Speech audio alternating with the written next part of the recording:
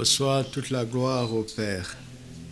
Tu n'es pas simplement Dieu ou notre Dieu. Tu es Dieu. Tu es l'auteur de toutes choses. Tu es notre Père. Par Jésus-Christ et grâce au Saint-Esprit. C'est pourquoi nous te louons, nous t'adorons ce matin. Et toute notre vie, nous te rendons et nous te rendrons la gloire. Car tu es merveilleux. Tu es vraiment, vraiment merveilleux. Quel grand Dieu tu es. Tu es notre Père. Nous sommes fiers, heureux, privilégiés, tellement honorés de porter ton nom, d'être tes enfants, de posséder ta parole, de la comprendre de mieux en mieux tous les jours, de pouvoir la creuser par le Saint-Esprit et de la laisser nous interpeller, nous transformer, nous éclairer. Oh, ce matin, nous sommes là encore pour recevoir la lumière que personne ne peut donner, cette lumière parfaite qui vient de ta parole, qu'elle nous éclaire, qu'elle éclaire notre esprit, qu'elle illumine les yeux de nos cœurs et qu'elle nous emmène à voir comme toi, pour parler comme toi, pour agir comme toi. Merci Père. Bénis chacun d'entre nous. Donne les meilleures dispositions possibles à tous ceux qui sont en communion avec nous maintenant. Les meilleures dispositions possibles. Au nom de Jésus. Amen. Amen. Gloire à Dieu. Alléluia. Merveilleux. Il y a une belle atmosphère ici. Qu'il en soit de même chez vous au nom de Jésus. Alléluia. Nous sommes dans notre grand thème de l'esprit de la foi triomphante, n'est-ce pas? C'est le grand thème de l'esprit de la foi triomphante. Amen. Alléluia. L'esprit de la foi triomphante. Alléluia. Mercredi, nous avons commencé par l'introduction et nous avons commencé à voir que le langage de la foi est divinement familial, divinement sacerdotal, divinement royal, divinement amical et divinement autoritaire. J'avais mis divinement à la fin, ça risque de tordre le sens. On commence par divinement. Vous savez, chaque famille a son langage. Est-ce que vous le savez? Vous parlez comme vos parents. Vous ne le saviez pas, hein? Vous parlez, chacun parle comme ses parents, comme la famille d'où il vient. Et puis finalement, chacun parle selon le milieu dans lequel il passe le plus de temps, où chacun commence à parler selon les personnes qui l'influencent le plus. Nous parlons toujours comme quelqu'un. Alléluia. Tu n'es pas venu sur terre en créant ta propre langue. Tu sais ça? Est-ce que tu sais ça? Un Chinois qui est né au Soudan, d'accord? Et qui grandit en Guadeloupe, parlera quelle langue? Le créole. Il a beau avoir un passeport chinois, le sang chinois qui coule dans ses veines, et être né à un autre endroit, c'est là où il grandit. Le milieu où il entend les gens parler le premier, c'est ce milieu-là qui va lui imposer pas seulement la langue, mais aussi et surtout le langage. Ça ne sert à rien d'être orgueilleux, je vous le dis tout le temps. La langue que tu parles t'a été imposée par le milieu où tu as grandi. La nourriture que tu aimes t'a été imposée par le goût de ceux qui t'ont amené à goûter ça. Après, on fait un certain nombre de choix, mais les fondations de nos vies ne nous appartiennent pas. Tout ce qu'on bâtit par la suite venant de nos propres choix, repose sur des fondations qui nous ont été inculquées, imposées.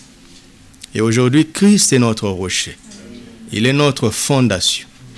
Chacun doit prendre garde à la manière dont il bâtit dessus, mais il faut d'abord être sur lui. Parce que si on n'est pas sur le rocher, on est perdu, quel que soit ce qu'on aura bâti. Alléluia.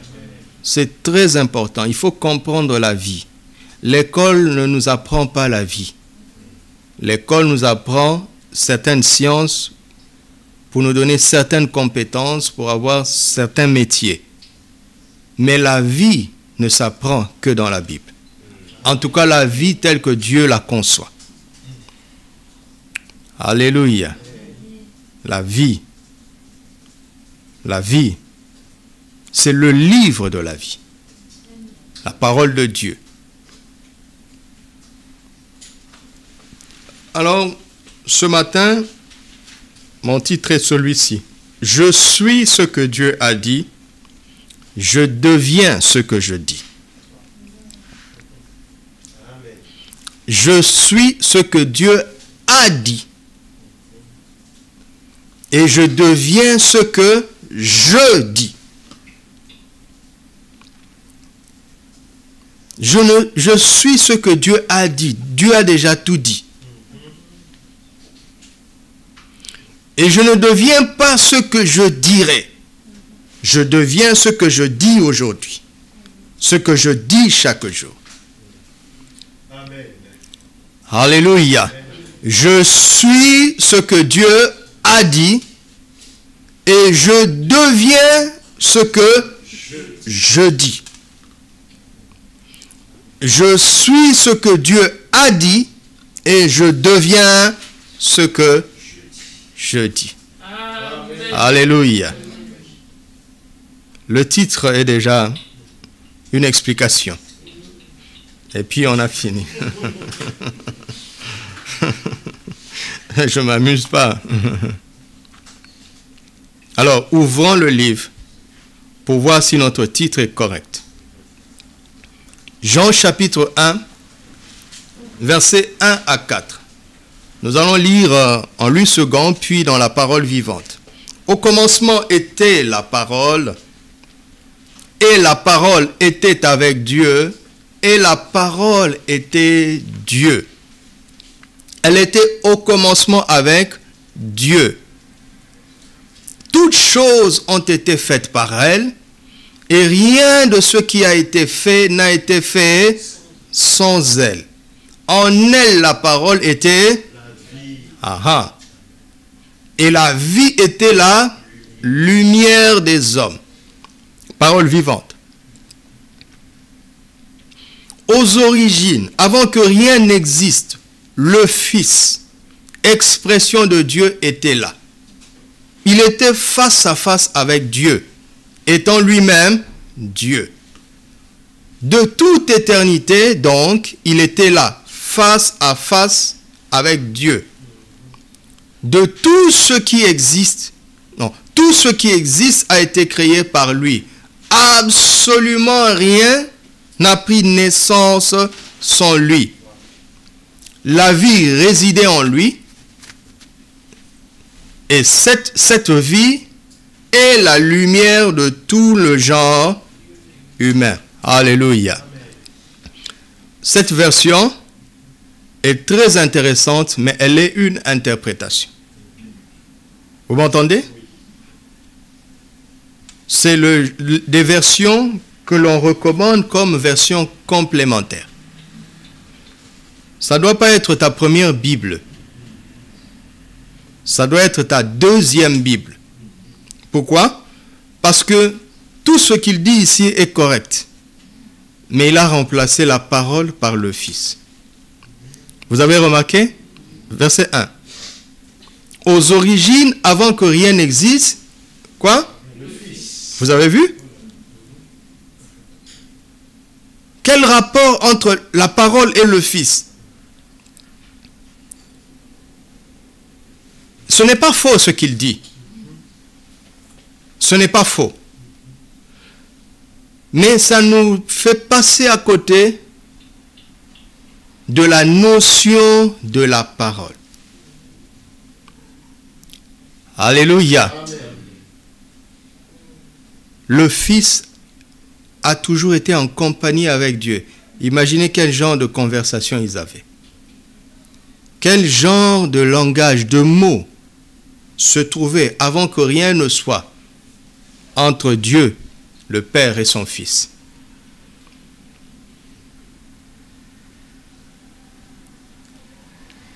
Plus tard, si Dieu le permet, je vais parler de la prière. Parce que la prière, c'est la grâce de jouir de ce moment-là, d'être avec Dieu. Savez-vous qu'il y a des mots que Dieu ne supporte pas? Je n'ai même pas dit des paroles, mais des mots. Par exemple, quand tu dis impossible, le Saint-Esprit est irrité. Vous m'entendez? Le Saint-Esprit est irrité. C'est juste un mot. Revenons donc dans Louis II. Il était important que je vous montre ceci, tout en vous montrant la pertinence de cette version, parce qu'elle va nous aider dans la suite. Verset 12. Mais à tous ceux qui l'ont reçu, à tous ceux qui ont reçu la parole, et à ceux qui croient en son nom, à ceux qui croient au nom de la parole. Alléluia. Amen. Parce qu'en français, cet article-là, l'ont reçu, ça peut désigner un objet, ça peut désigner une personne. En anglais, c'est intéressant, j'ai lu ça dernièrement. Il dit, à ceux qui l'ont reçu, mais l'article qui est là, le pronom qui est là, c'est him, pas it. It, c'est pour les objets, him pour les personnes. Donc, celui qui lit en anglais va être protégé de l'erreur. Depuis le premier verset, nous savons qu'il est question de la parole. Mais quand on arrive au verset 12, la parole est personnifiée. Alléluia. La parole est personnifiée et elle porte un nom. Nous savons que c'est le nom de Jésus. Vous trouvez ça dans Apocalypse chapitre 19. Son nom est la parole de Dieu. Alléluia. C'est une personne. Alors il dit, à tous ceux qui l'ont reçu, à ceux qui croient en son nom, elle, la parole, a donné quoi? Le pouvoir de quoi? De devenir enfant de Dieu. Alléluia. Quand on reçoit la parole de Dieu, écoutez-moi, il ne suffit pas d'être chrétien, de croire en la Bible.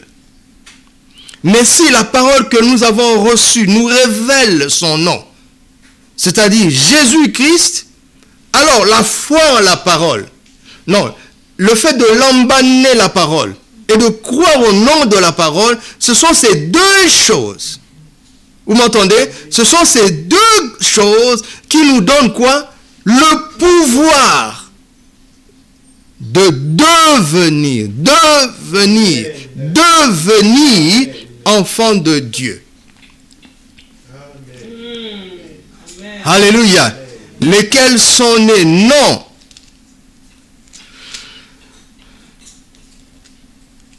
Du sang, ni de la volonté de la chair, ni de la volonté de l'homme, mais lesquels sont nés de Dieu. Verset 14. Et la parole a été faite chair.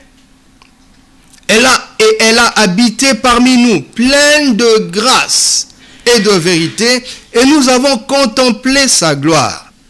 Une gloire comme la gloire du Fils unique venu du Père. La parole a été faite chair. Cela veut dire quoi? La parole s'est incarnée. Alléluia. La parole s'est incarnée. La parole a pris chair. Elle a pris corps. C'est d'abord ça. On parle de l'incarnation de Jésus. Marie a dit, je suis la servante du Seigneur, qu'il me soit fait selon quoi? Selon ton onction. Elle a dit, mais comment cela se fera-t-il puisque je ne connais point d'homme? L'ange lui a parlé de la puissance du Tout-Puissant. L'ombre du Tout-Puissant te couvrira. C'est pour cela que le Saint-Enfant qui naîtra de toi sera appelé Fils de Dieu. Et Marie dit, je suis la servante du Seigneur, qui me soit fait selon cette ombre, selon cette puissance, selon ta parole. Et à cet instant, la parole est entrée en elle. La parole est devenue une grossesse dans son ventre. Alléluia. 9 mois plus tard, la parole est sortie comme un bébé. Et dans cette crèche-là, c'était la parole incarnée dans les mains de ce couple. Les anges sont venus. Les bergers sont venus de loin. Les mages sont venus de loin. Voir la parole qui a été faite chair. Et elle a habité parmi nous. Du temps de celui qui écrit, l'apôtre Jean. Alors, elle était pleine de grâce et de vérité, c'est-à-dire débordante de grâce et de vérité. Dans quel but? Dans le but que nous contemplions sa gloire. La parole s'est incarnée, débordant de grâce et de vérité, afin que ses contemporains, soulignez ça, puissent contempler sa gloire. Quelle gloire? La gloire du Fils unique venu du Père. Le Père n'a qu'un seul Fils. Il a déversé toute sa gloire dans celui-là. Quand on contemplait la gloire du Fils unique, on contemplait toute la gloire du Père qu'on ne pouvait pas voir.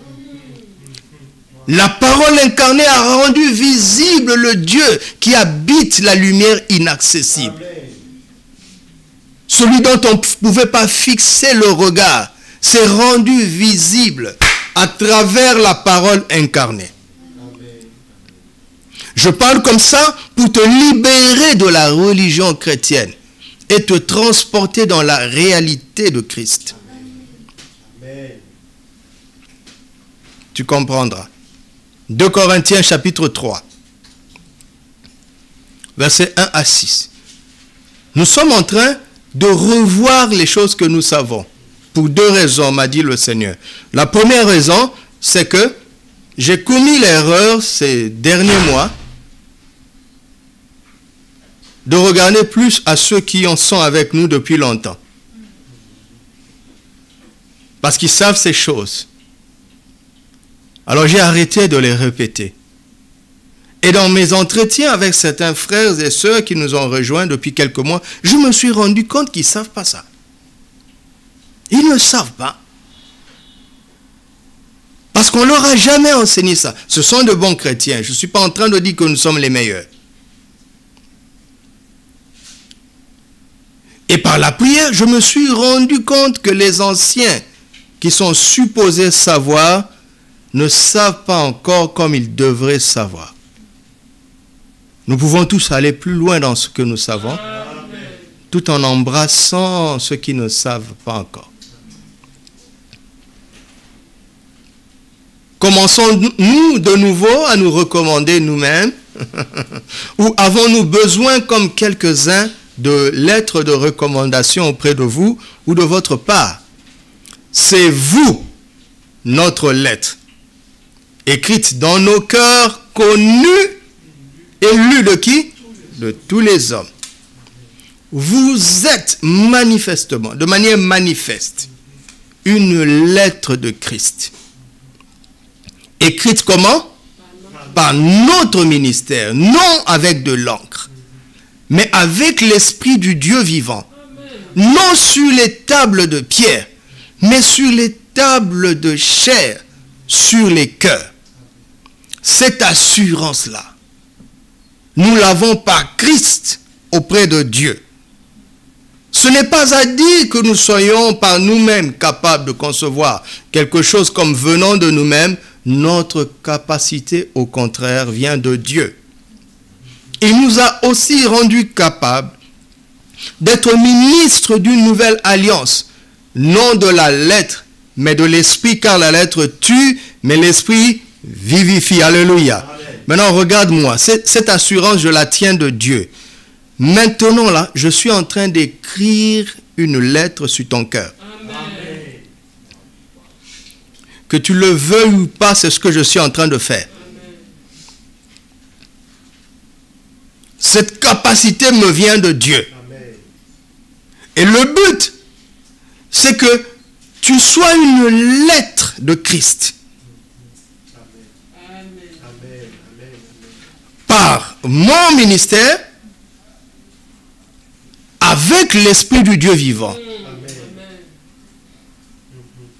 C'est que tu sois une lettre connue et lue de tous les hommes.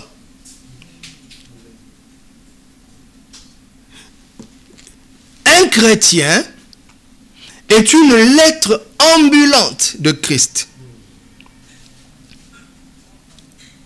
Partout où il passe, il donne aux hommes la possibilité de lire le courrier que Jésus leur a adressé.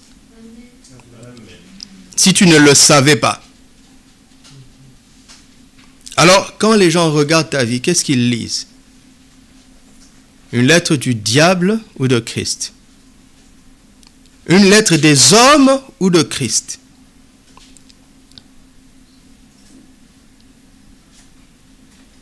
Parce que Jésus est venu sur terre, lui qui était la parole de Dieu, n'est-ce pas? Il est devenu un homme afin de permettre à ses contemporains de contempler la gloire du Père. Jésus lui-même était une lettre ambulante du Père. Amen. Amen. Et quand tu reçois la parole s'incarne en toi pour que tu deviennes une lettre de Christ. Alléluia. Amen. Et on le voit dans Matthieu 5. Au verset 13e, il dit, vous êtes le sel de la terre. Vous êtes la lumière du monde au verset 16. Vous l'êtes.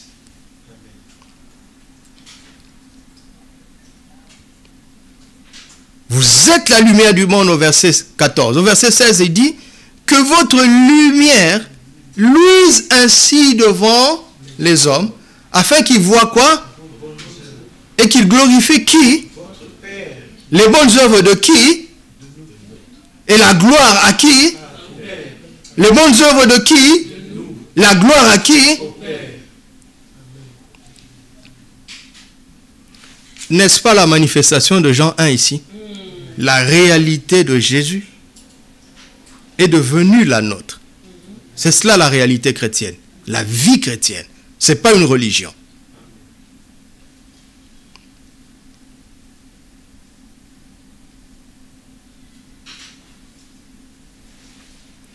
Verset 48.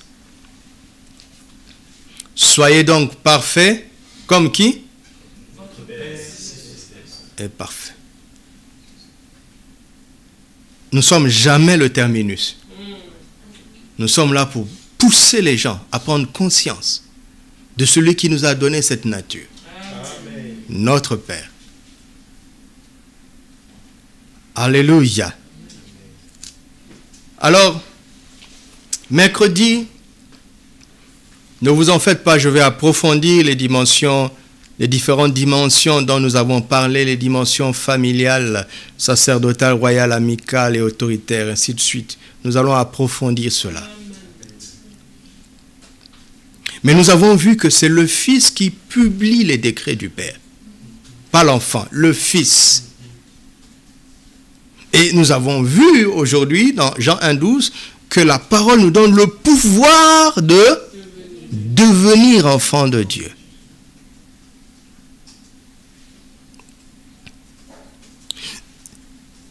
La première chose qui caractérise un enfant, ce sont ses paroles. 1 Corinthiens 13, 11. Lorsque j'étais enfant, je faisais quoi? Je parlais comme un enfant. Alors, j'aimerais m'arrêter ici un peu pour insister, nous montrer comment Dieu raisonne. Ça m'a pris beaucoup de temps pour absorber le mode de fonctionnement de Dieu. Parce que nous commettons l'erreur de penser comme des humains avec les choses de Dieu.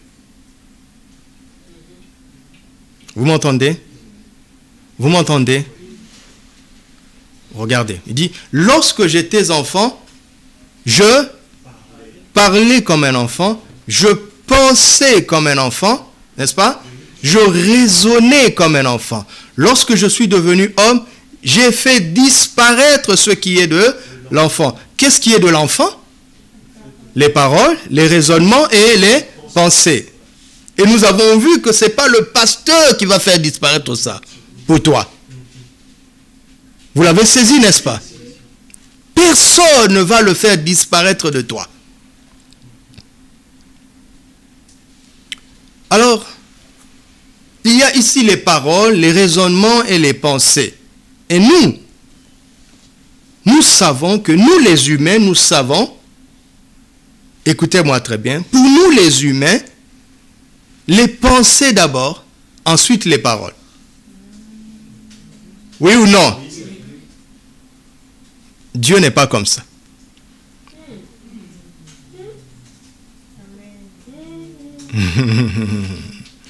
Ça m'a pris 48 heures pour absorber ça. On est déjà troublé, n'est-ce pas? Comment est-ce que cela est-il possible? Comment peut-on parler sans avoir pensé à l'avance?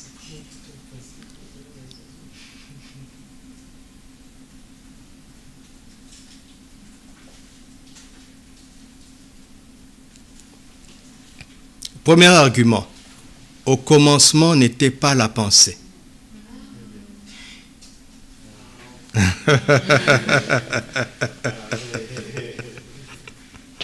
Vous m'entendez? Regarde, si tu dis une mauvaise parole qui a échappé de ta bouche, mais tu ne le pensais pas vraiment, est-ce que ça va affecter ton prochain ou pas? Pourtant, tu ne le pensais pas. Il faut maintenant beaucoup de négociations pour t'excuser, pour dire que tu ne le pensais pas vraiment. Arrête de croire que la pensée précède la parole. Amen. Le genre divin ne pense pas comme ça. Amen. Laisse ça pour les humains. Dis à ton frère, laisse ça pour les humains. Laisse ça pour les humains. Vous allez voir comment est-ce que ça va nous aider. Parce que Dieu va commencer à te dire, dis ça. Si tu raisonnes, tu ne diras pas. C'est vrai, c'est vrai. Que le pauvre dise qu'il est riche. Amen. Alléluia. Regarde, un humain va faire d'abord un calcul. Est-ce que j'ai trouvé du travail? Est-ce qu'on a fait un virement dans mon compte? Tu n'as même pas de compte. Donc, quand tu raisonnes, tu ne vas pas le dire. Que le faible dise que je suis fort. Il raisonne. Est-ce que je me suis reposé? Est-ce que je me suis entraîné? Alléluia. Dieu n'a pas raisonné avant de dire que la lumière soit. Pourquoi? Pourquoi? Argument. Il est Dieu devant lequel il a cru. Dieu qui donne la vie aux morts. Et qui appelle quoi? Les choses qui ne sont point comme si elles étaient. Regardez, prenez la parole au mot. Ça veut dire quoi? Personne, il n'y a pas de Jacques ici. Donc si je suis Dieu, je veux dire Jacques vient. Si je dis Jean-Christophe, c'est parce qu'il est là. J'ai besoin qu'on m'apporte un verre d'eau. Je dis Jean-Christophe, emmène-moi un verre d'eau. Mais si je dis Jacques, emmène-moi un verre d'eau, je suis fou ou bien je suis divin. Parce que les paroles que Dieu va mettre dans tes bouches ne vont pas être déclenchées si tu n'as pas compris cette fondation. L'homme pense avant de parler, Dieu parle avant de penser.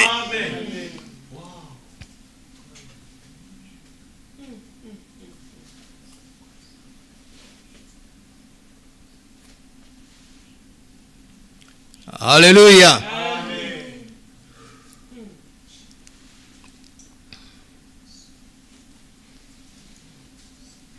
Le premier miracle, Jésus l'a fait comment? Sa mère lui dit, ils n'ont plus de vin. Jésus lui a dit quoi? Quelle a été la réponse de Jésus? Mon heure n'est pas encore venue. Je laisse ces femmes là parce que les gens ne comprennent pas très bien. Il a manqué de respect à sa mère. Non, non, attention. Mais l'argument c'est quoi? Jésus n'a pas dit, je ne sais pas comment le faire.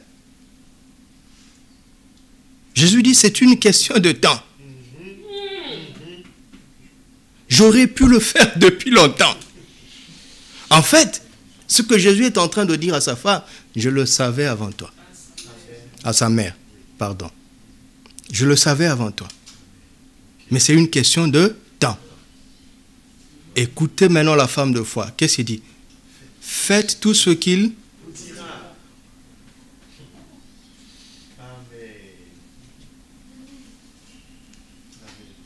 La femme a compris. La femme sait que le Dieu qui a tout créé par sa parole a été conçu dans son ventre.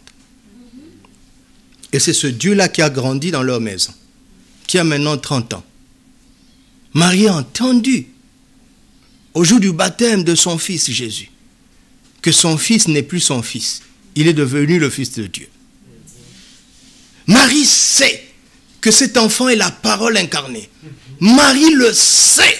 Vous savez, il y a des choses que tu sais et tu sais. Il n'y a aucun argument des hommes qui peut te dire le contraire. Parce que tu sais ce que tu as vécu. Tu sais. Alors Marie sait que c'est Dieu qui est devenu homme. Marie sait que Dieu crée par sa parole. Alors elle doit préparer les instruments. Il dit, faites tout ce qu'il vous dira. Pourquoi Marie dit ça? Parce que ce que Jésus va dire peut être invraisemblable. Remplissez ces vases d'eau, allez donner à l'ordonnateur du repas. Si vous raisonnez, vous n'allez pas le faire. Contentez-vous de ce qu'il a dit. Amen. Et faites-le. Amen. Tu comprends ça? On raisonne trop.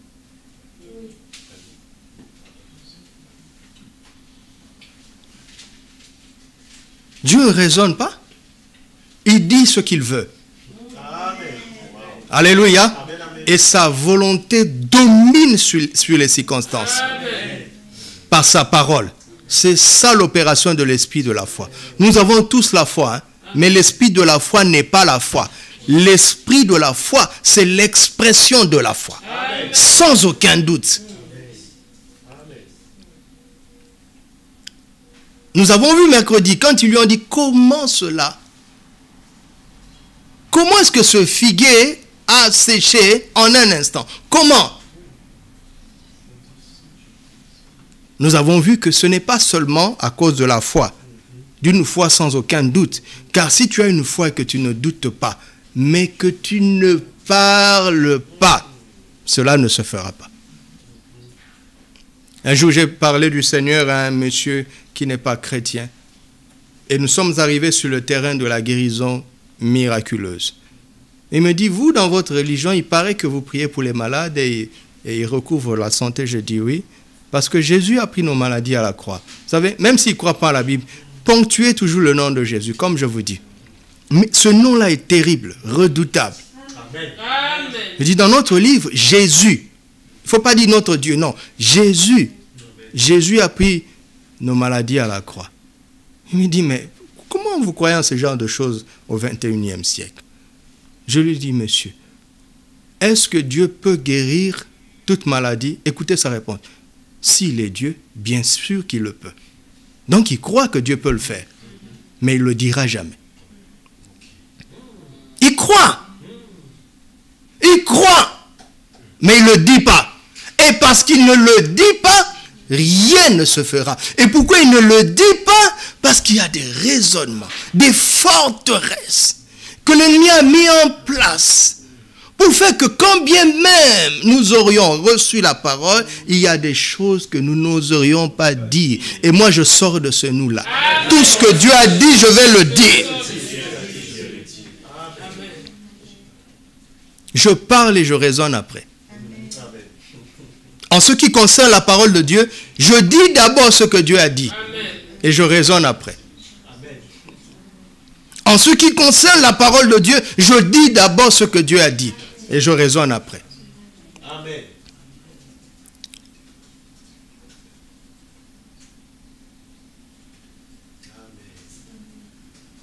Alors, allons-y. Sur les versets que nous connaissons.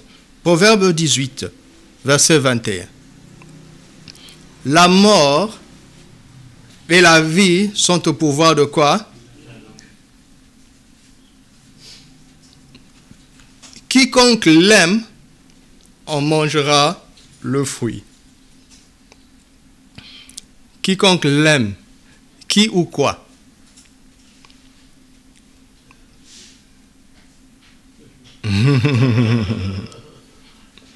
Oh mon cher chrétien, qui connaît même ce verset par cœur, arrêtons-nous.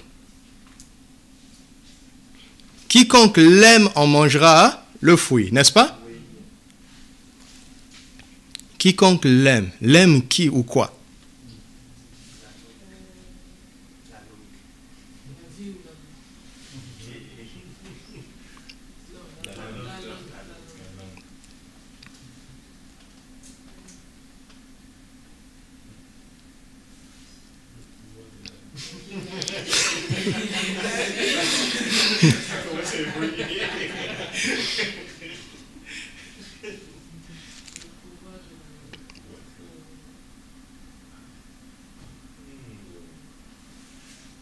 J'attends. La parole est en train de faire son chemin en toi. Donc j'attends.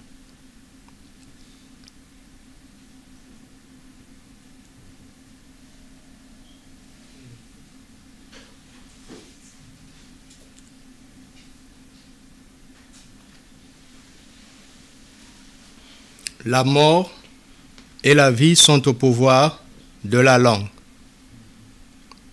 La mort et la vie ne sont pas au pouvoir du diable. Amen.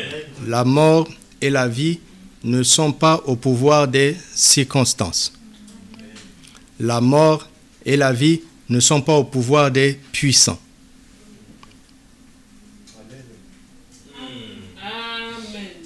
Est-ce qu'on croit à la parole de Dieu?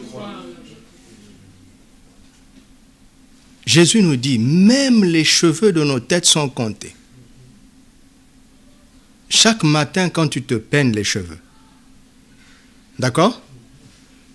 Quand tu enlèves certains cheveux de ton peigne, rends grâce à Dieu. Dis à Dieu, ces cheveux qui ont quitté ma tête, tu l'as permis. Si c'était anormal, les cheveux ne tomberont plus. Jésus dit même, il n'y a pas un oiseau qui tombe du ciel sans que Dieu le permette. Il n'y a pas un seul poisson qu'on attrape dans l'eau sans que Dieu le permette. Il n'y a pas un seul cafard que tu écrases sans que Dieu ne le permette. Tu penses que c'est le pouvoir de ton pied. Mais si Dieu avait dit, ce cafard ne mourra pas aujourd'hui, il va échapper de ton pied. Est-ce que tu comprends ça? Redonnons à Dieu toute son autorité. Et maintenant, quand on redonne à Dieu son autorité, il nous montre comment les choses fonctionnent. Il dit, si tu parles la vie, personne ne te tuera avant le temps. Rien ne te tuera avant le temps. Si tu parles la mort, personne ne peut te sauver. Tu m'entends? Personne. Même Dieu ne peut pas te sauver. Parce qu'il a remis ça au pouvoir de quoi? De ta langue. Regarde, pour notre salut, Jésus est allé à la croix. Il a déjà pourvu. Il a déjà pourvu. Mais pour qu'un seul puisse entrer dans la réalité de ce salut, c'est sa bouche qui doit parler. Alléluia. Si sa bouche ne parle pas, il ira malheureusement en enfer. Pourtant, Jésus avait pourvu. Vous m'entendez? La mort et la vie sont au pouvoir de la langue.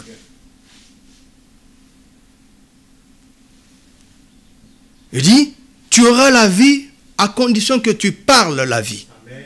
Tu auras la mort si tu parles la mort. Donc, soyez délivrés de ce mensonge que c'est le gouvernement qui tient le sort de ta vie. Est-ce que tu m'entends? Que c'est une nation particulière qui tient le sort de ta vie. Jamais! Le sort de ta vie est sur ta bouche. Amen. Tu vois, tu es en train de dire, mais je n'ai pas de travail, je n'ai personne. Tu es en train de raisonner. Accepte d'abord ce que Dieu a dit. Confesse-le. Dis ce que Dieu a dit tel qu'il l'a dit. Je ne mourrai pas, je vivrai. Amen. Et je raconterai la gloire de l'Éternel. Comment ça va se passer? Je ne sais pas encore. Je finirai par le savoir. Mais ce que je sais, ce que j'aurai, ce que j'ai dit. Alléluia. Mais il continue en disant, quiconque l'aime en mangera le fruit. Quiconque aime quoi?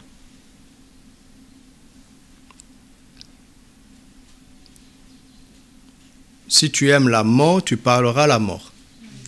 Et tu en auras le fruit. Si tu aimes la vie, tu parleras la vie. Et tu en mangeras le fruit. Alléluia. Amen. Alléluia. Amen. Nous sommes loin dans l'Ancien Testament. Mais dans Jean 14, 6, un jour, un homme est venu, il a dit, je suis la vie. Amen. Reviens, Proverbe 18. Jésus a osé dire, je suis la vie. Donc Jésus égale la vie. La vie égale Jésus. Alors qu'est-ce que je dis? La mort et Jésus sont au pouvoir de la langue.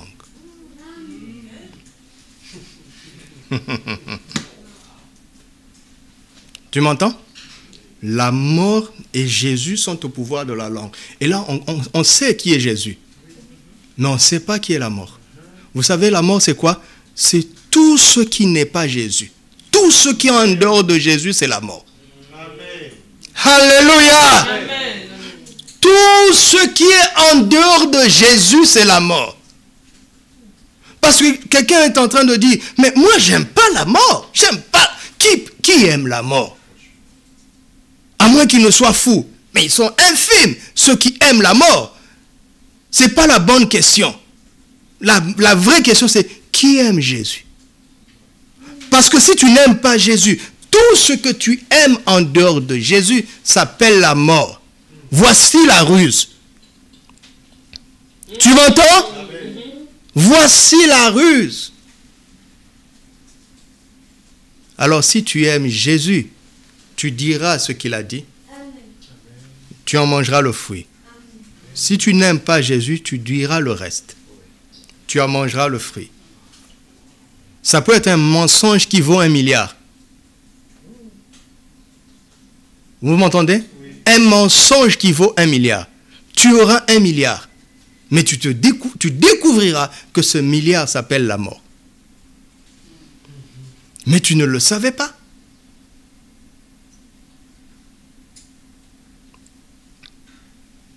Salomon ne savait pas ce que nous savons.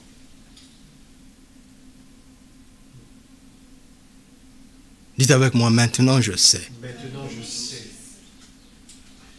Alors, ce proverbe est puissant parce qu'il est en train de nous dire ceci. Ne raisonne pas trop sur ce que tu dois dire ou ce que tu ne dois pas dire. Commence par aimer Jésus. Affectionne-toi à Jésus. Aime Jésus de tout ton cœur. Aime Jésus de tout ton cœur. Et tu vas être surpris des paroles qui sortiront de ta bouche. Alléluia. Alléluia. Qui a dit à Adam de dire ce qu'il a dit quand il a vu Ève?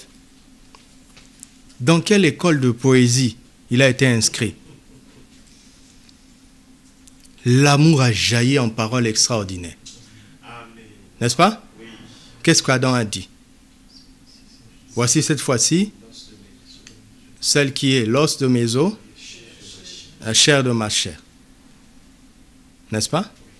C'est pourquoi l'homme quittera son père et sa mère et s'attachera à sa femme et les deux deviendront une seule chair. Dites-moi, Adam avait une mère?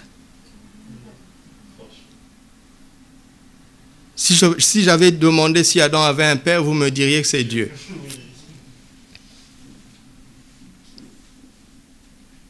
Ça n'avait aucun sens ce qu'il disait. Vous allez me dire, oui, il parlait de la suite, de nous autres, de ses enfants. Non, non, non. Cette parole le concernait aussi. Mais c'est l'amour qui a fait sortir ces paroles inédites, ces paroles qu'on n'apprend pas dans une école. Elles ont jailli par le mystère de l'amour. Elles ont jailli de sa bouche par le mystère de l'amour. Matthieu 19.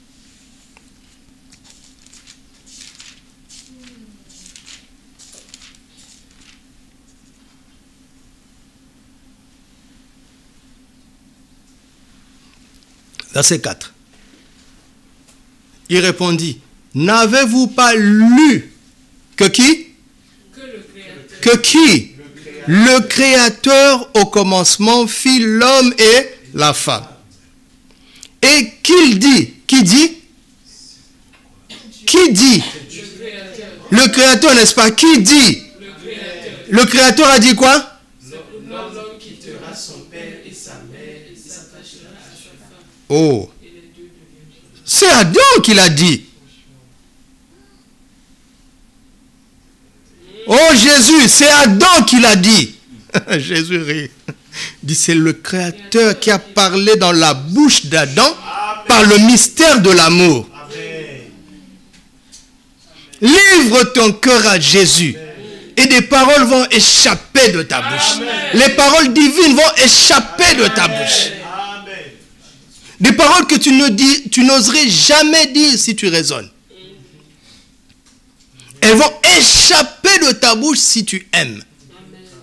Vous voyez, l'amour brise la barrière de l'intellect. Alléluia. Alléluia. Regardez, 1 Corinthiens 13, verset 1. 1 Corinthiens 13. Vous voyez là, depuis que je suis là, je le dis pour aider quelqu'un. Depuis que j'ai pris la parole, je ne fais que prophétiser. Tout ce que je dis n'est pas prévu. J'obéis, j'ai dit une phrase, le Saint-Esprit me donne un autre verset. Parce que j'aime Jésus et je vous aime. Quand je parlerai quoi? Les langues et si je n'ai pas l'amour. Je suis un airain qui résonne, une cymbale qui retentit. Quand je parlerai quoi? Non, verset 1, mon frère. Quand je parlerai quoi? Regarde-moi. Je veux te parler. Tu sais, voici ce que tu penses tous les jours. Tu penses que quand tu parleras la langue des anges, si tu n'as pas l'amour, tu es un airain qui résonne. Dis oui, oui. Tu as effacé les langues des hommes parce que tu trouves que c'est normal. Ce n'est pas normal qu'un enfant de Dieu parle comme un homme.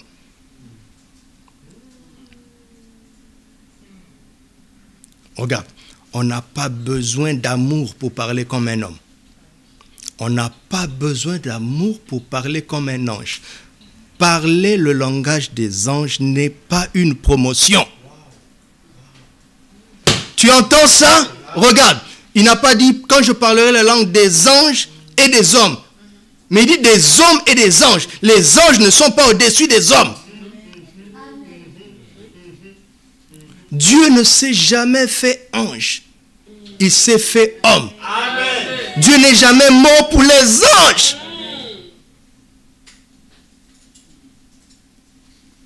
C'est pas une promotion. Oh, je prie pour voir l'archange Michael. Pourquoi? Oui, parce que c'est un ange guerrier. Ah bon? Qu'est-ce que tu fais du nom de Jésus? Non, il y a de ces combats-là, il faut l'ange Michel. Laisse ça à Daniel. Laisse ça à Daniel. Regarde, Daniel est en train d'intercéder pendant 21 jours. Dieu a envoyé Gabriel, le messager. Le prince de Tyr lui a résisté. Le prince était un homme, un gouvernant. Mais un humain résistait à une entité spirituelle, c'est-à-dire que ce gouvernant naturel était à la solde d'une principauté spirituelle. Il a mis en place un système national qui est barricadé contre la parole de Dieu, parce qu'il n'était pas question de Gabriel, mais il était question du message que Gabriel porte. Vous devez comprendre ça. Il y a dans vos familles des systèmes d'éducation, des raisonnements, de mentalité. Il y a ça dans les nations, dans les tribus, dans les traditions qui sont là contre la parole de Dieu. Et quand Gabriel arrive enfin, Gabriel dit à Michel, Dieu a envoyé Michel. Gabriel dit à Daniel, Dieu a envoyé Michel pour me secourir.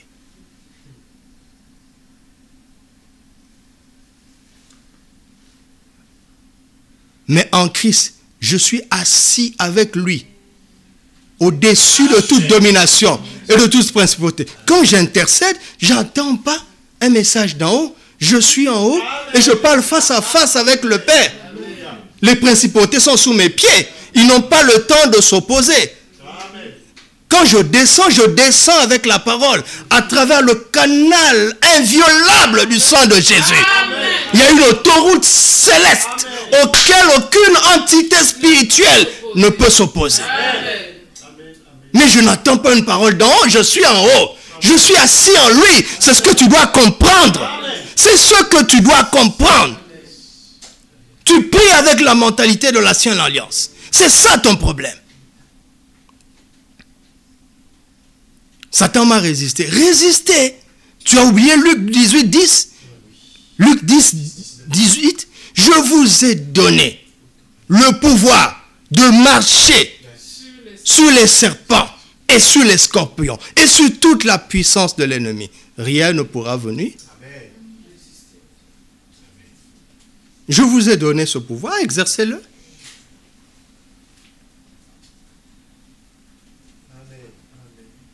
Alléluia.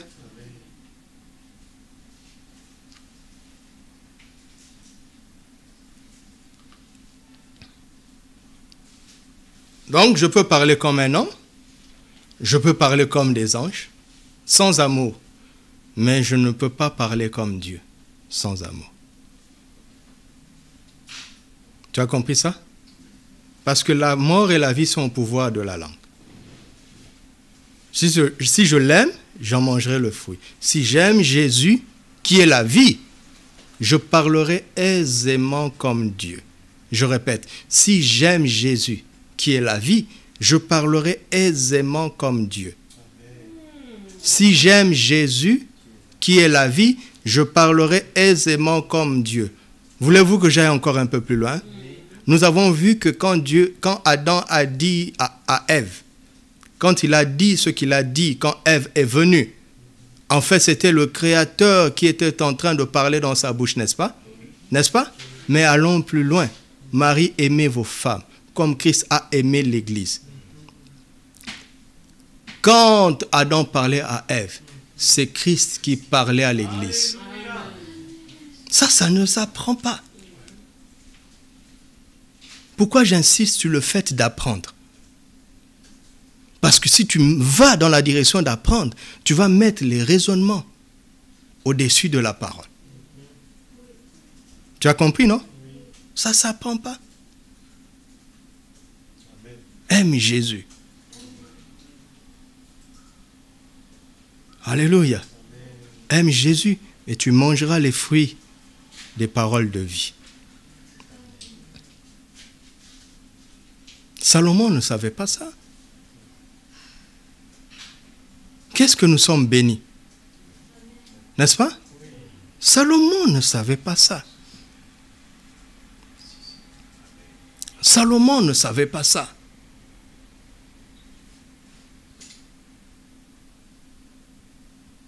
Dieu a délivré Israël de l'Égypte par un homme puissant, Moïse. Il était tellement puissant. Mais en fait, Moïse n'était pas puissant. Moïse avait la grâce d'avoir la parole de Dieu en chaque circonstance.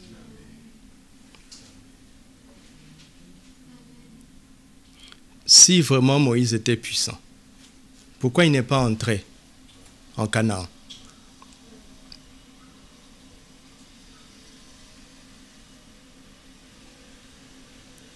Moïse a eu la grâce en chaque circonstance, en chaque crise, d'avoir la parole appropriée. Réfléchis un peu. Tu conduis le peuple, vous arrivez devant la mer Rouge, plus d'1 million de personnes, même s'il y avait des bateaux. Alors Dieu te dit, étends ta main sur la mer. Si tu raisonnes, tu ne le feras pas? Alors, la gloire dans la vie de Moïse était telle que ça a ébloui Israël, notamment Josué, son successeur. À maintes reprises, Dieu lui dit, fortifie-toi et prends courage. Comme maman nous l'a si bien enseigné. Pourquoi? Parce qu'il était découragé et tellement faible. Quel défi que de succéder à Moïse. Et puis les anciens viennent renchérir. Veuille seulement que l'Éternel être avec toi comme il était avec Moïse. Vous pensez qu'ils l'ont accepté? Ils ne l'ont pas accepté. C'est une menace cachée parce que les anciens savent parler. Il va te menacer avec des paroles mielleuses. En fait, les anciens ont dit à Josué, nous attendons de voir si l'Éternel sera avec toi, comme il a été avec Moïse, afin que nous t'acceptions. Veuille seulement à ça. C'est la seule chose que nous attendons. Tu comprends maintenant? Ils n'ont pas accepté. Et ça l'a encore abattu. Le pauvre qui était déjà découragé. Personne pour l'encourager.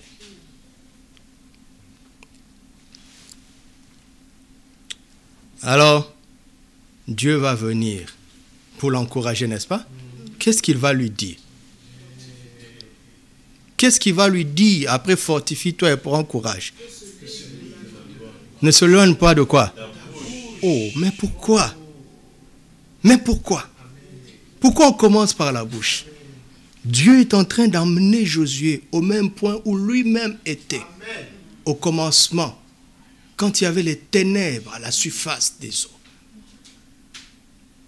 Quand la belle œuvre qu'il avait conçue, nous ne savons pas à quoi elle ressemblait avant, mais nous savons que le prince des ténèbres est venu tout saccager.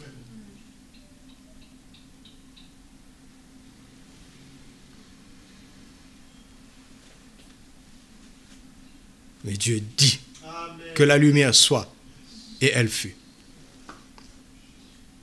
Dieu n'a fait que parler, et les choses se sont mises en place. Alors Dieu dit à Josué, tu sais, le plus grand héritage de Josué, de Moïse, le plus grand héritage que Moïse vous a laissé, ce n'est pas le souvenir des prodiges, mais c'est un document écrit. Vous m'entendez? Un document, est-ce que vous saisissez ce que je vous transmets? Il dit, dans ce document, il y a des paroles qui ne doivent pas être loin de ta bouche.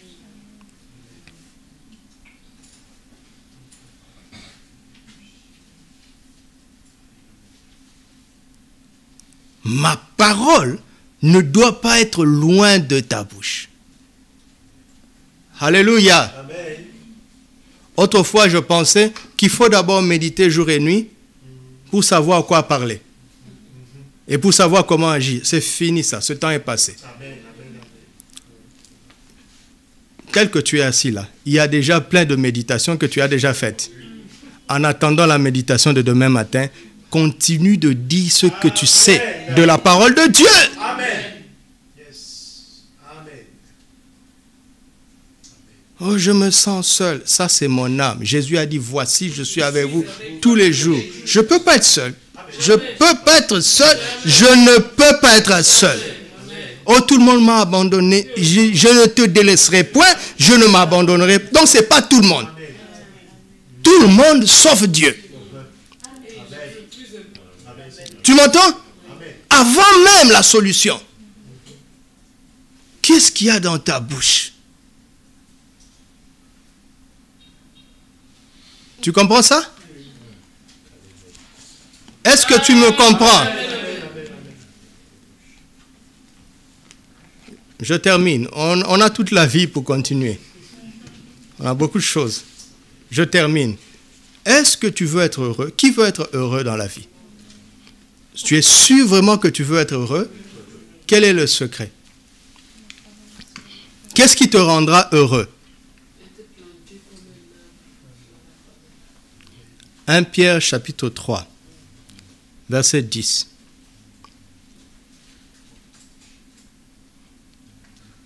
Si quelqu'un en effet veut aimer et voir quoi? Quelle est la première chose qu'il doit faire?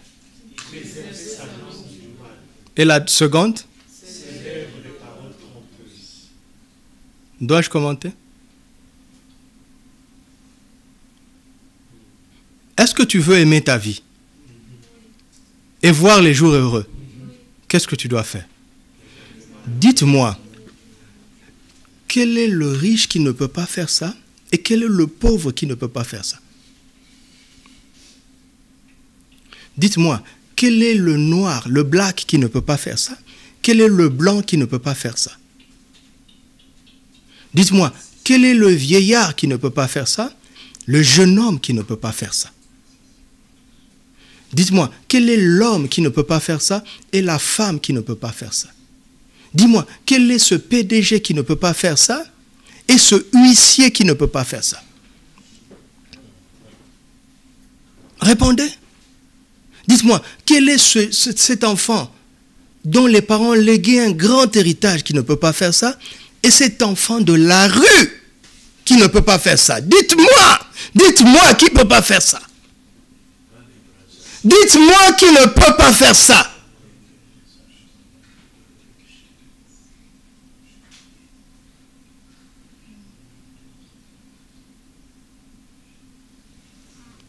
Quand tu manques de tout et que tu vois juste à côté de toi des gens qui semblent tout avoir, qu'est-ce que tu te dis? Est-ce que c'est des paroles envieuses? Des paroles jalouses? C'est ça qui te maintient au bas de l'échelle. Ce n'est pas le système social du pays. C'est dans ta bouche. Et tu sais, certains des riches sont riches parce qu'ils parlent bien. Et parce qu'ils parlent bien, le système semble leur devenir profitable. Mais en réalité, ce n'est pas le système.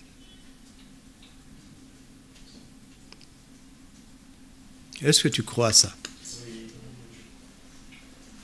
Faisons attention aux choses que nous subissons dans l'éducation.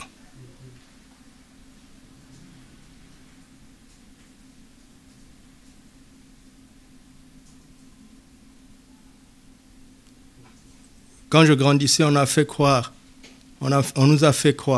que ce sont les ingénieurs qui sont les plus riches et que ce sont les médecins qui sont les plus riches. Pourquoi? Parce qu'on nous a même fait croire que les matheux sont les plus intelligents, ceux qui ont les meilleures notes en maths. Je vous dis, dans ma génération, ceux de notre génération qui sont financièrement les plus riches, ce sont les gens qui ont fait le droit. qui étaient considérés comme les moins intelligents. Nous avons subi un système qui n'a rien à voir avec Dieu. Fais les études que tu as à faire, agis avec les capacités que Dieu t'a données sur le plan naturel, mais la vie ne dépend pas de ça.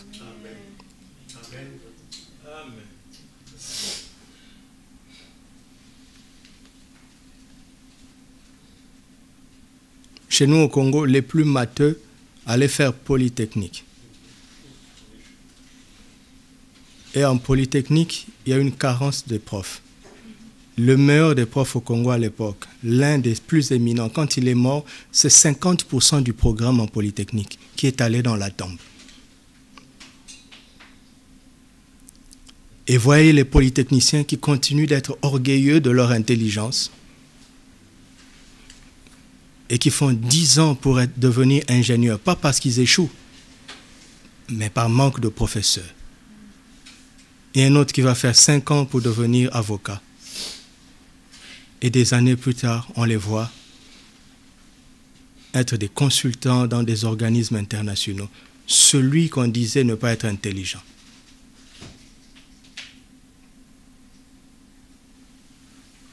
Tu veux aimer ta vie et voir les jours heureux?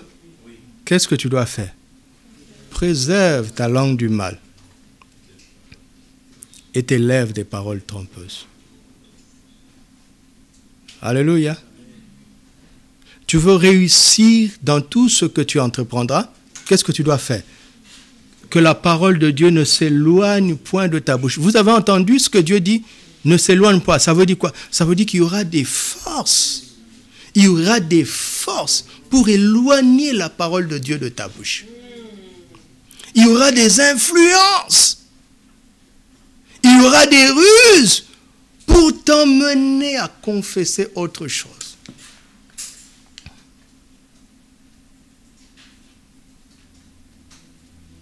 Ouais, nous ne faisons que commencer, n'est-ce pas? Nous ne faisons que commencer. Nous ne faisons que commencer.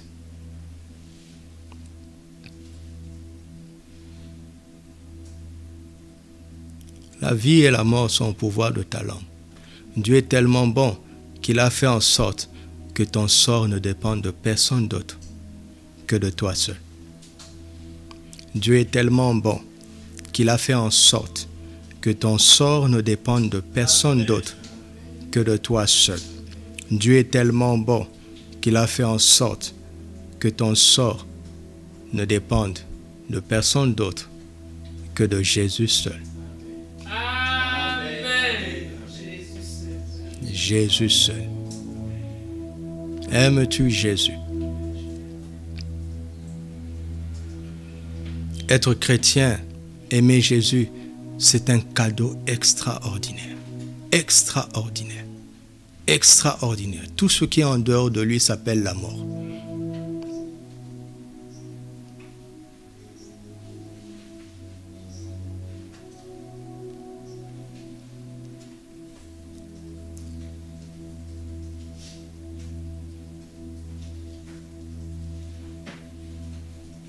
Levons-nous. Affiche 1 Jean 5, verset 11.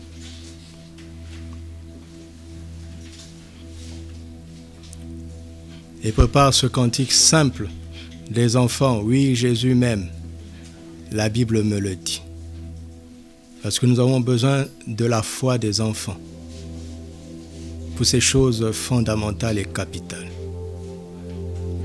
Et voici ce témoignage, c'est que Dieu nous a donné la vie éternelle et que cette vie est dans son Fils.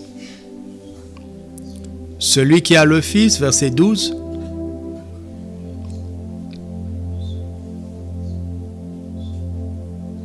verset 12. Celui qui a le Fils a la vie. Celui qui n'a pas le Fils n'a pas, c'est-à-dire qu'il a la mort. Alléluia. Celui qui a le Fils a la vie. Celui qui n'a pas le Fils a la mort. Quand bien même il posséderait des choses, il a la mort. Est-ce que tu as le Fils? Tu as la vie. Aimes-tu le Fils?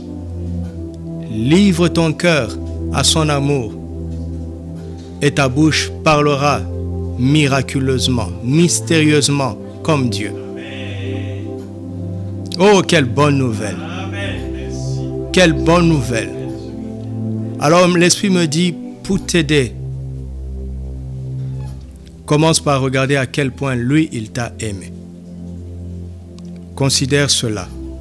La Bible dit, nous l'aimons parce qu'il nous a aimé le premier. Nous l'aimons parce qu'il nous a aimé le premier. Nous l'aimons parce qu'il nous a aimé le premier. S'il ne nous avait pas aimé le premier, nous ne l'aimerions pas. Chante avec moi ce cantique. Chante-le de tout ton cœur. Jésus ne t'aime pas parce qu'il t'a donné de l'argent. Jésus ne t'aime pas parce qu'il t'a donné quelque chose. Jésus t'aime parce que la Bible le dit. Alors nous confessons ce que la Bible dit. Je suis ce que Dieu a dit et je deviens ce que je dis. Je suis ce que Dieu a dit et je deviens ce que je dis. Oui, Jésus m'aime. Oui, Jésus m'aime. Oui, Jésus m'aime. Oui, Jésus m'aime.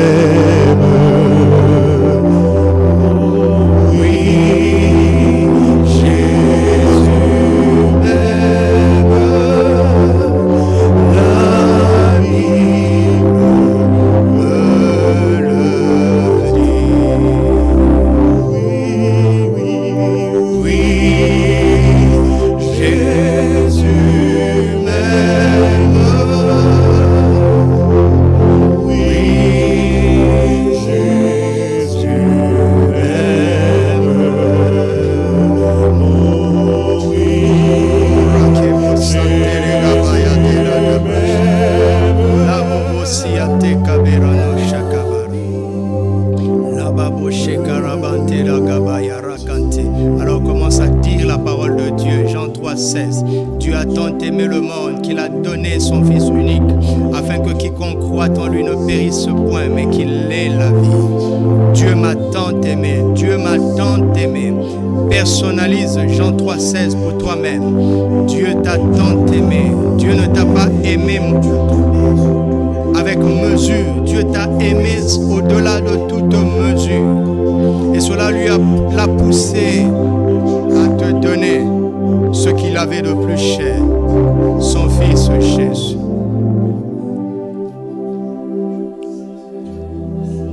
Parle la parole de Dieu.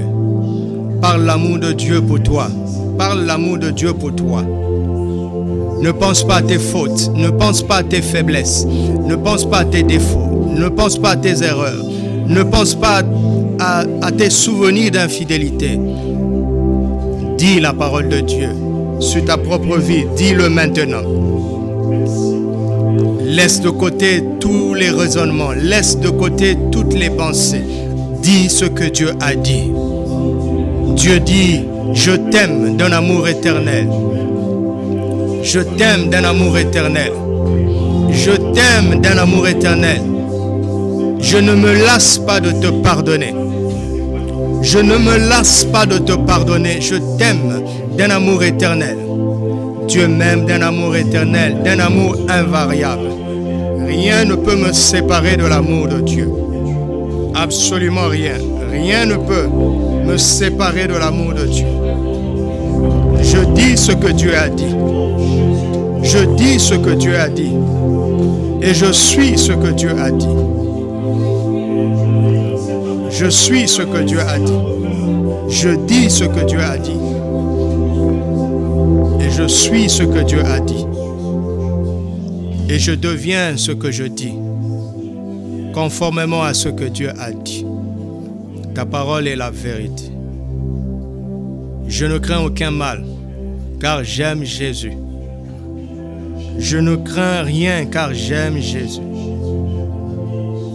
Personne ne peut rien contre toi, contre moi, car j'aime Jésus. Personne ne peut rien contre moi, car j'aime Jésus. J'aime Jésus. J'aime Jésus. Je suis plein de vie, plein d'espérance. Mon avenir est assuré. Mon avenir est garanti. La victoire est garantie, car j'aime Jésus. Je ne crains pas le lendemain. Je ne considère pas le lendemain avec inquiétude, car j'aime Jésus. J'aime la vie. J'aime Jésus. J'aime la vie. J'aime Jésus. J'aime la vie. Et je vais réussir dans tout ce que j'entreprendrai. J'aurai du succès dans tout ce que j'entreprendrai. Je n'échouerai pas. Je n'échouerai pas, car j'aime Jésus. Je ne mourrai pas. Je vivrai pour raconter la gloire de l'Éternel.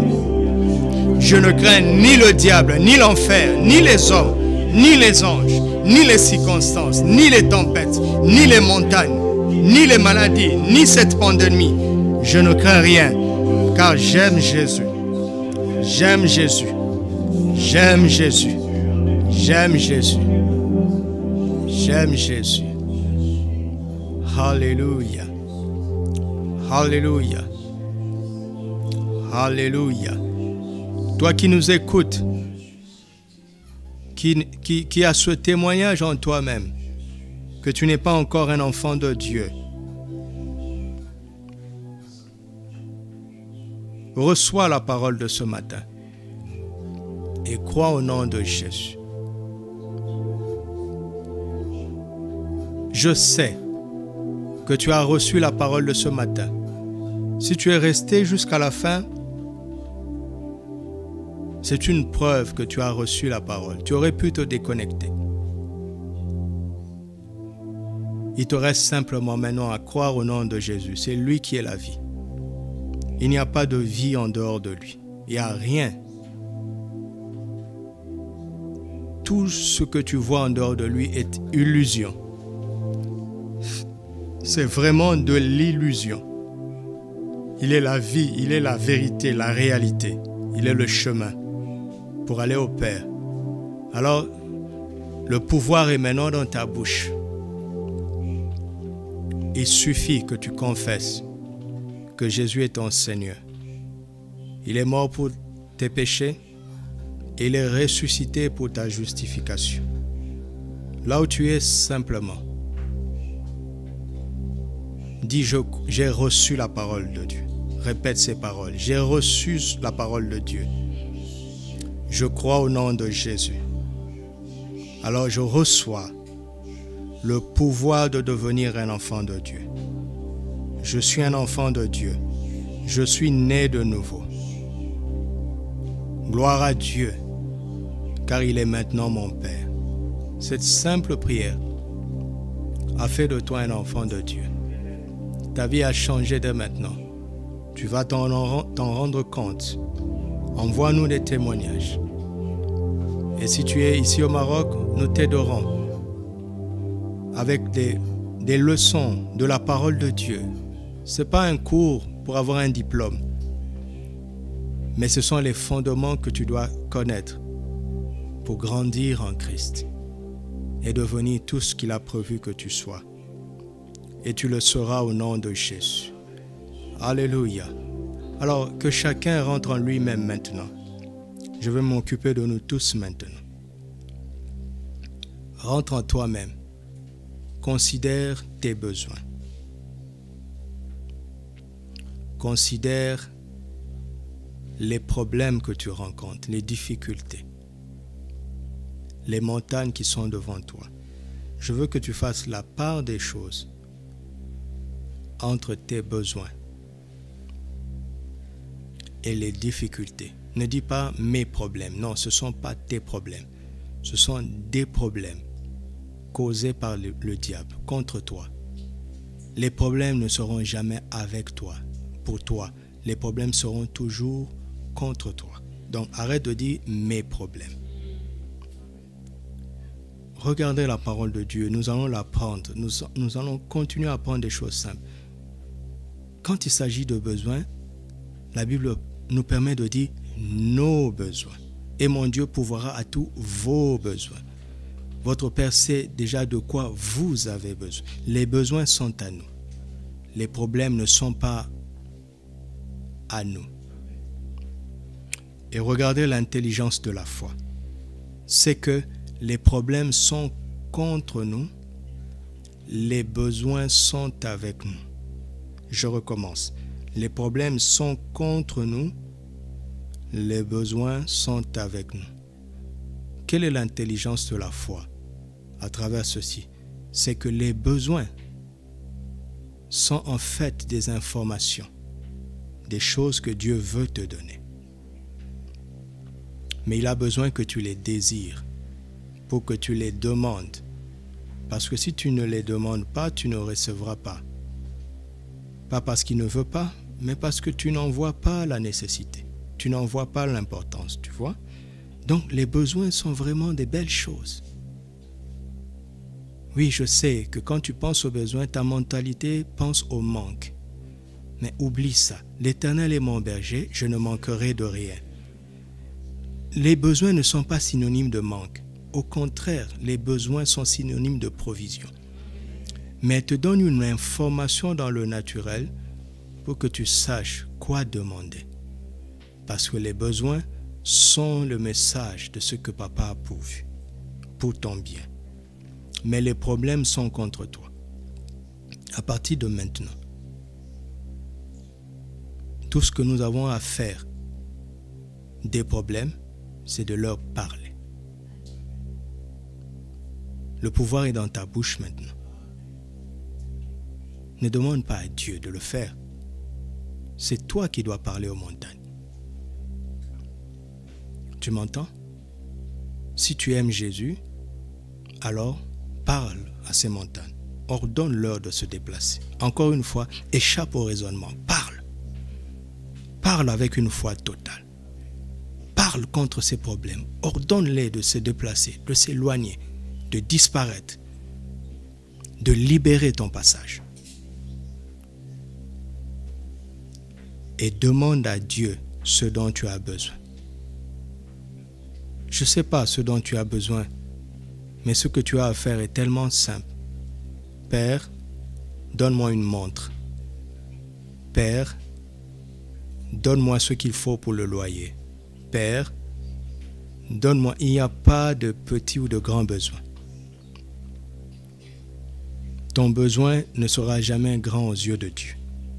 Il ne sera jamais trop grand pour Dieu. Tout ce que tu as fait, c'est de demander par la foi.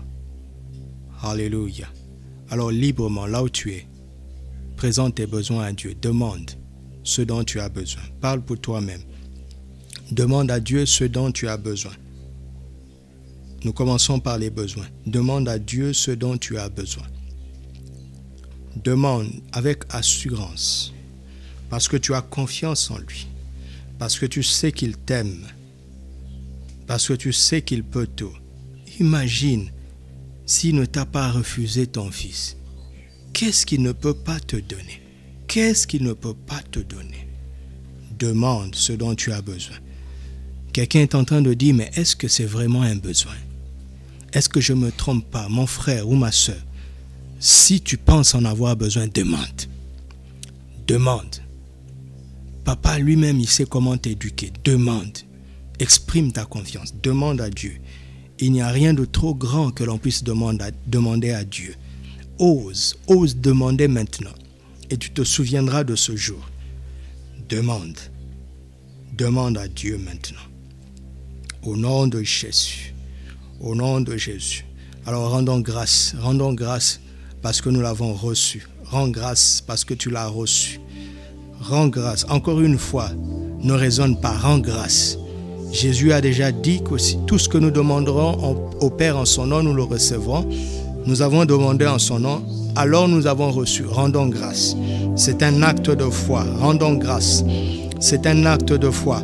Rendons grâce. Nous rendons grâce, Père. Je te rends grâce d'avoir répondu. Tu es tellement bon, Papa. Merci de tout cœur. Maintenant, parle à ces montagnes. Parle à ces problèmes. Dis-leur, ordonne-leur de s'arrêter. Ordonne-leur de disparaître. ordonne-leur de se déplacer. Ne dis pas montagne comme ça en termes génériques. Tu connais le problème auquel tu fais face. Ordonne maintenant, ordonne. Moi, je parle comme ça parce que je vous conduis dans la prière. Dans le lieu secret, je sais ce que j'aurai à dire. Je sais ce que j'ai dit. Alors ordonne maintenant. Parle avec l'assurance de la foi. Ordonne. Au nom de Jésus, que ces montagnes se déplacent. Au nom de Jésus, que ces montagnes disparaissent. Au nom de Jésus, que ces obstacles soient renversés.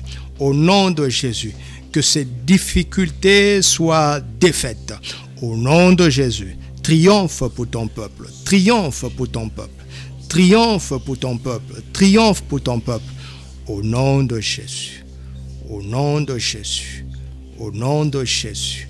Au nom de Jésus. Montagne, ôte-toi et jette-toi dans la mer. Jette-toi dans la mer. Au nom de Jésus. Que tout ce qui est infructueux sèche maintenant au nom de Jésus. Et que la vie prenne toute sa place. Que la vie prenne toute sa place. Tout figuier dans nos vies qui ne porte pas de fruits pour Jésus. Que ces figuiers sèchent. Toute branche qui ne porte pas de fruits, qui soit émondée maintenant. Que nos vies soient fructueuses, à tous les points de vue maintenant au nom de Jésus. À tous les points de vue au nom de Jésus. Au nom de Jésus. Merci Père au nom de Jésus. Alléluia. Alléluia. Toute personne qui a besoin de guérison pour elle-même,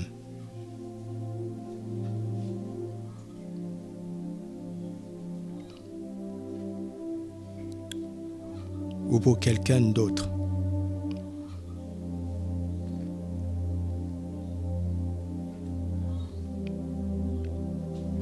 Toute personne qui a besoin d'une guérison quelconque. Il n'y a pas de petite ou de grande maladie. Parfois, les gens survivent à de maladies graves. D'autres meurent par des petites maladies. La maladie reste la maladie. Alors regarde Jésus à la croix. Crois-tu qu'il a pris toutes nos maladies? Crois-tu qu'il s'est chargé de toutes nos infirmités?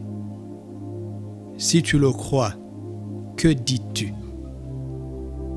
Que dis-tu? Si tu le crois, que dis-tu? Oui, je sais que tu as entendu la parole d'un médecin. Tu as entendu la parole d'un spécialiste.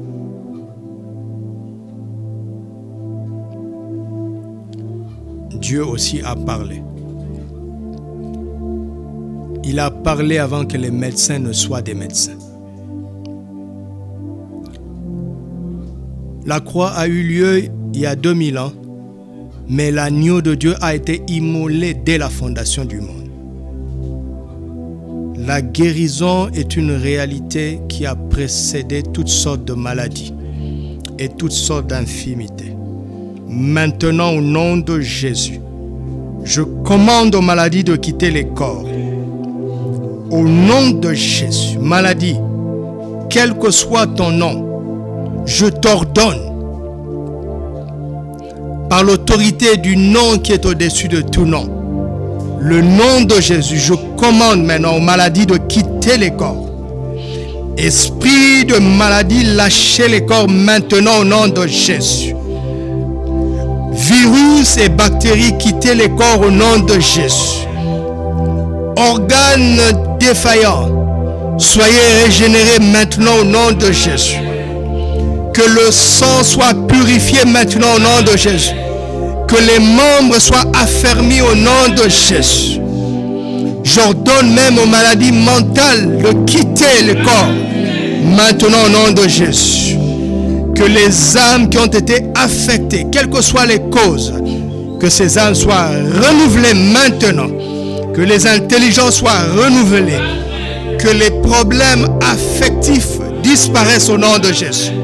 Que des problèmes psychiques disparaissent au nom de Jésus. Que les problèmes psychiques disparaissent au nom de Jésus. Que les problèmes spirituels disparaissent au nom de Jésus. Que les problèmes physiques, organiques disparaissent au nom de Jésus. Que toutes les carences soient compensées maintenant au nom de Jésus. Que les carences soient compensées au nom de Jésus. Que ce qui était en moins dans ton corps reprenne l'équilibre. Que ce qui était en plus de trop dans ton corps reprenne l'équilibre. Que ce soit la glycémie ou la tension. Quels que soient les excès ou les insuffisances. Insuffisance. Je viens contre toi avec le nom de Jésus. Insuffisance rénale, insuffisance cardiaque. Je dis tu cesses maintenant au nom de Jésus. Excès maintenant tu t'arrêtes. Tout excès est stabilisé maintenant par l'Esprit du Dieu vivant, par l'Esprit du Dieu vivant, par l'Esprit du Dieu vivant, pour la gloire du nom de Jésus. Alléluia. Alléluia. Que les problèmes de vue soient restaurés. Les problèmes de vue de loin ou de vue de près sont restaurés maintenant au nom de Jésus. Des problèmes de goût, des problèmes d'odorat, des problèmes de peau sont restaurés maintenant au nom de Jésus. Les fatigues chroniques s'arrêtent maintenant au nom de Jésus. Les maladies chroniques n'ont pas le droit d'être dans le corps d'un enfant de Dieu, car c'est le temple du Saint-Esprit. Je mets un terme aux maladies génétiques. Je mets un terme aux maladies héréditaires au nom de Jésus. Tu entres dans l'hérédité divine, car Dieu est ton Père. Dieu est ton Père. Dieu est ton Père. Ton corps est le temple du Saint-Esprit. Ton corps est le temple du Saint-Esprit. Ton corps est le temple du Saint-Esprit. Alléluia. Vois-toi comme une personne guérie. Une personne pleine de vie et en bonne santé. Et proclame, je suis plein de vie, je suis plein de vie, en bonne santé, je prospère à tous égards. Je prospère à tous égards, comme prospère l'état de mon âme. Jésus est venu afin que moi, sa brebis, j'ai la vie et que je l'ai en abondance. J'ai la vie de Dieu en abondance. J'ai la vie de Dieu en abondance. J'ai la vie de Dieu en abondance. Mes yeux le verront.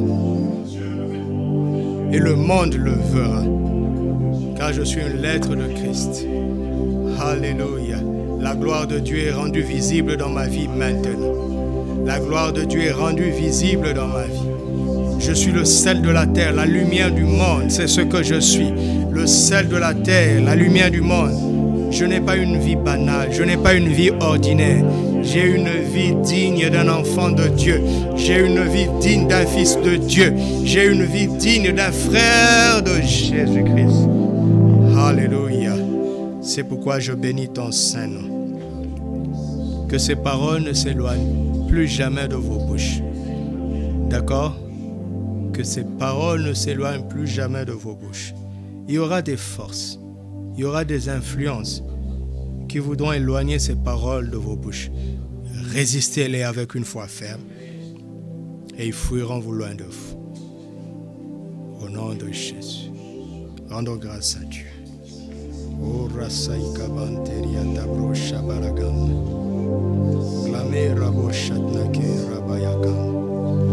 Mintabo ragasaite baragan neria krabara. O ramante baragan. Prie en langue et prophétise sur toi-même. Des paroles étonnantes vont sortir de ta bouche. Shamen doragi abrane ragaya. Manderia torra ke ya samne mane kote praidera makon. Sheba regane yantoro gasia baragane. Lebentaro gadia brane kaskenteria da grama. Ye karabashanderia da grama terege. Rekobo shandere kabarada. Continue, continue. Manteria de grano sante baragani ante bradago. Meneria tabrona karamashanderia da garada. Rabandere kesayara.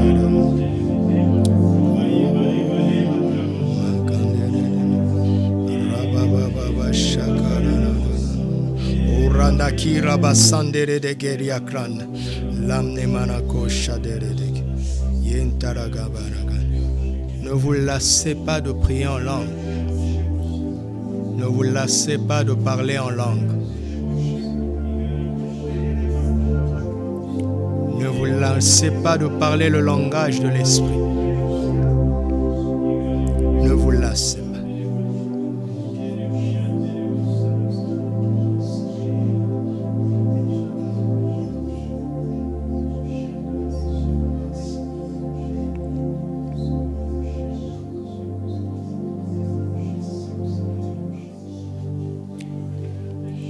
Cette semaine, priez beaucoup en langue. Parlez abondamment en langue cette semaine. D'accord? Parlez abondamment, personnellement, abondamment en langue. Parlez abondamment en langue cette semaine. Parlez abondamment en langue cette semaine. Abondamment. Abondamment en langue.